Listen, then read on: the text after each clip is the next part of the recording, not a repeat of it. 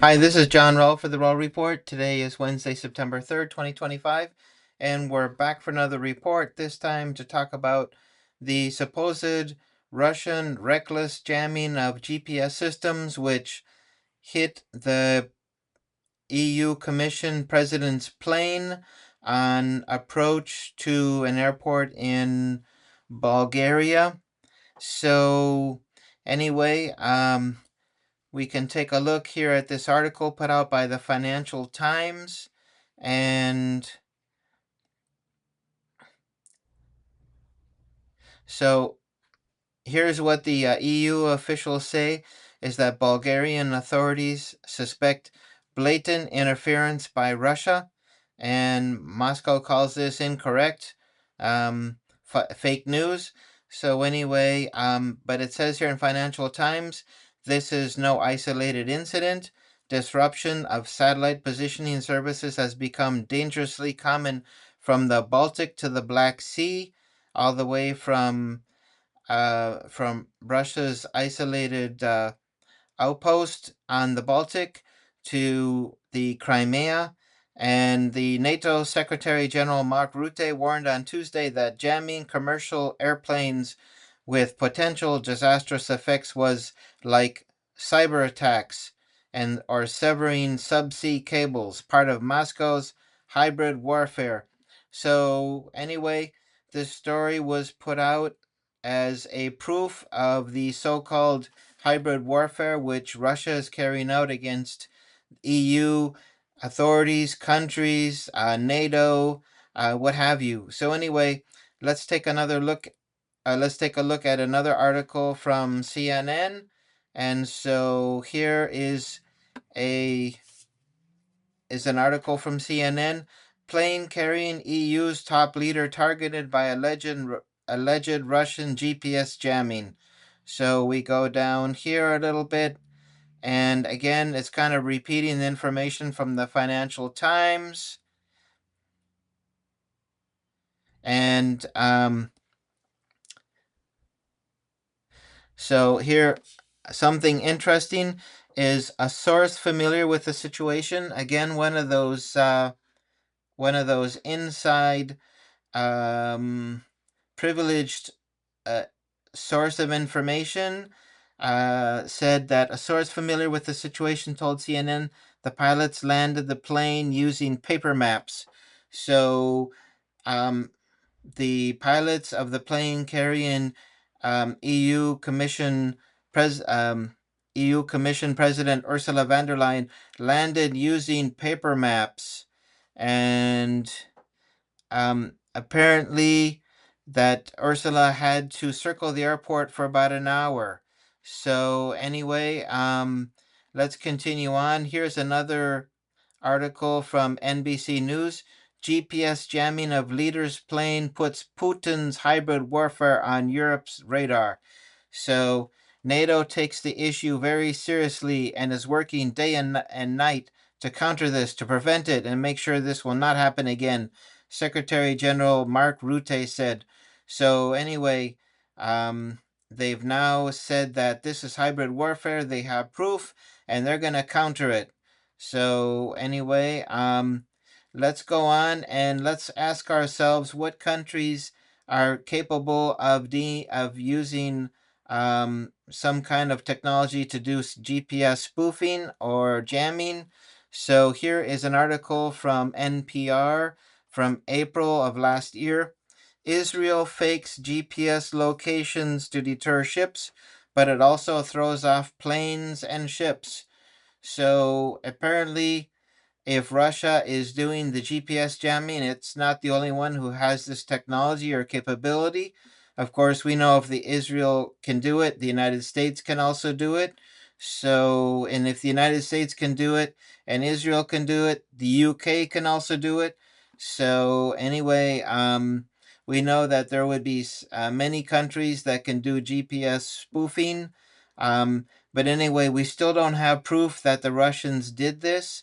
So anyway, we have an article here from the AP, Associated Press, stating that NATO says it's working to counter Russians' GPS jamming after interference with EU leaders' plane. So, anyway, we have more of the same information, talks about hybrid threats, comparing this to the cutting of undersea cables, and a plot to assassinate a German industrialist, a cyber attack on the NHS in the UK. Um, and he says, I always hated the words hybrid because it sounds so cuddly. But hybrid is actually this jamming of commercial airplanes with potentially disastrous effects. So, anyway, they're trying to, and here's additional words. Um, the head of Britain's Foreign Intelligence Service has described as staggeringly reckless, this campaign of disruption and spoofing. But we know that there's many countries that have used GPS jamming or spoofing, and we know that Israel has actually used it in the past. Do we have any proof that Russia has actually used that in the past? So anyway, we had a um, news outlet, an independent news outlet called Flight Radar, um, take notice of this news and decided to put out information. Flight Radar tracks flights and puts out information about flights. And it says, we are seeing media reports of GPS interference affecting the plane carrying Ursula Von der Leyen to Plovdiv, Bulgaria. Some reports claim that the aircraft was in a holding pattern for 1 hour. Okay, so that is the story that was put out. This is what we can deduce from our data. The flight was scheduled to take 1 hour, 48 minutes. It took 1 hour and 57 minutes. So it landed 9 minutes late. So, first off, the plane was not in a holding pattern for an hour. And also, the other statement here, the aircraft's transponder reported good GPS signal quality from takeoff to landing. So basically, this whole thing about the jamming, about the hybrid war, about targeting Ursula, about you know uh, NATO taking this very seriously, that it's a hybrid attack on the EU leader and on NATO and all the worthy countries of the world, and that they're going to do something about it. Um, and so we can see that all of these reports about reckless jamming, hybrid attacks, attempts to assassinate people, all that is bogus. It was put out for some reason by Ursula and by the EU authorities. Apparently, they're not familiar with that there's a possibility to independently verify the information, and they said they needed paper maps to land. So we go to another source here, which is called Medusa. Medusa is located, I believe, in Riga, Latvia. So anyway, Medusa also analyzed this whole um, episode of the supposed GPS spoofing or jamming. So it goes into the airplane in which Ursula was flying, which is the Falcon 900LX. And this article points out that the Falcon 900LX has two different systems for landing. So if the GPS were to go out, they were to have something called the Easy 2 system. And so, and the killer of this whole thing is that there's no paper maps used on the Falcon 900LX. So even if they didn't have GPS and they wanted to use a paper map, they wouldn't have a paper map to use to land. So, um, the the Plovdiv airport, it's not like it's Grand Central Station with planes taking off and landing all day long, creating dangerous situation. There's only a few planes that take off and land every day. It had favorable weather conditions, which meant that they could, even if they didn't have GPS, they could land with a visual. And so it likely imposed only modest additional demands on the pilots. But if we go back, if it didn't have the GPS, it had a whole other database called the EC2, with which it's has a comprehensive collection of airport approach charts.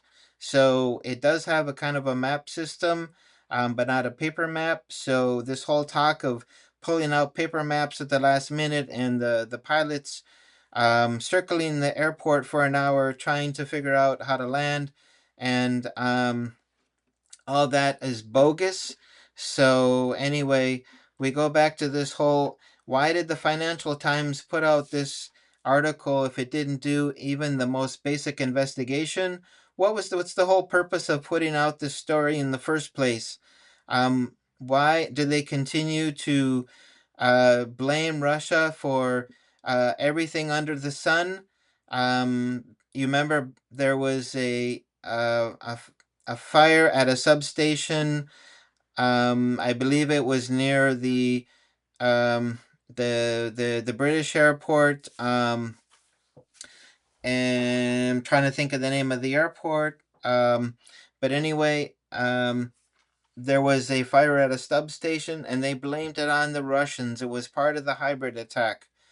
Um, so anyway, um, getting back here, this whole ridiculous report about Ursula in a panic, the pilots not knowing what to do, pulling out paper maps, all that is just another bogus story put out by the EU.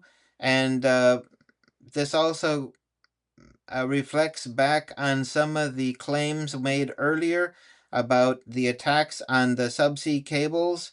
So, really, they have a problem. It could be a big problem, a small problem, and Russia is the backup uh, solution to blame for any of their problems, and this is ridiculous. So, anyway, this concludes my Heathrow. Sorry, I've forgotten. I flown into Heathrow about a year and a half ago, and I totally forgot. So there was a substation fire, and it shut down Heathrow for like a day, and they blamed it on the Russians. So anyway, the craziest thing, if you get late to work, you can just blame Russia. Russia jammed your alarm clock. Russia jammed your cell phone. Think of all the possible solutions. If you don't turn your doctoral thesis in on time, Russia hacked into my computer and stole my doctoral thesis. I can't find it. I don't know where it is. So anyway, um, I'm sure that there is hacking going on, going in both directions, but spoofing, we know Israel spoofs GPS, but we don't have any proof that Russia does it. And this whole claim just points out how shoddy all these claims are. So, anyway, this concludes my report for today. I hope you enjoyed it. If you do, please subscribe and return for more videos. Take care.